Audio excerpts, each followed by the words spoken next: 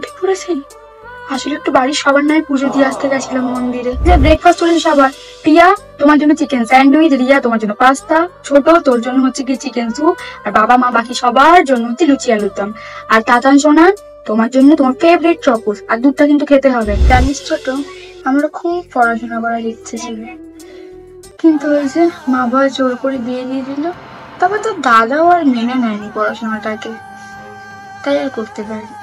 যা বাদ দে, কাল তো পরীক্ষা, তো যা কি পড়তে বস। দাদু আর একটাও মিষ্টি না কিন্তু। তুমি কি ভুলে গেলে তোমার সুগারটা বেড়েছে?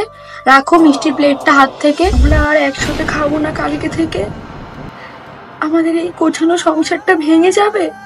তোমরা এরকম করো না কেউ। আজ আমাদের বিবাহ বার্ষিকী, তোর দাদা জানেই না।